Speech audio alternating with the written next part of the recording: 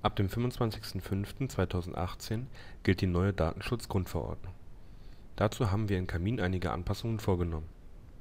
Neu hinzugekommen ist der Button DSGVO neben dem Druckmodul in der Eigentümeradresse und in der Grundstücksadresse.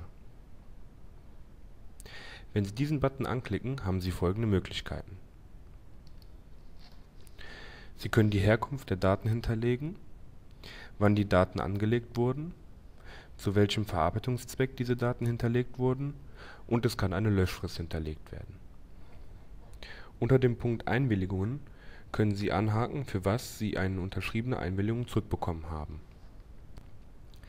Zusätzlich haben Sie die Möglichkeit, über den Button Verwalten weitere Verarbeitungszwecke und Einwilligungen zu hinterlegen, welche dann in jeder Liegenschaft im Bezirk ausgewählt werden können.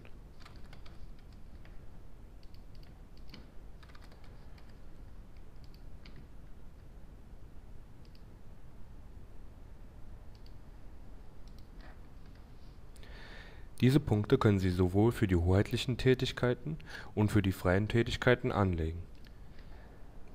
Als letzten Punkt können Sie aus dieser Maske ein Auskunftsschreiben für Ihren Kunden erzeugen, indem Sie den Kunden darüber informieren, welche Daten Sie zu seiner Person zur Verarbeitung haben.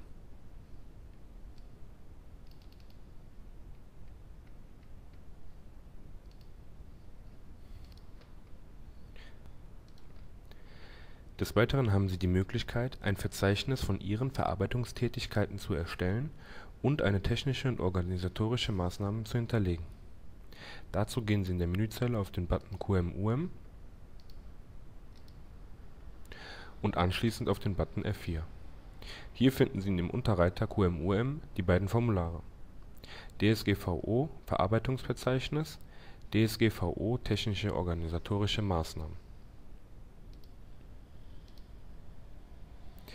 Wenn Sie unter dem Reiter Bericht auf F4 klicken, finden Sie in dem Unterreiter Briefe folgende Formulare: DSGVO Einwilligungserklärung, Datenschutzeinwilligungserklärung, Kundendatenüberprüfung. Das waren die Neuerungen in Camin zur Datenschutzgrundverordnung.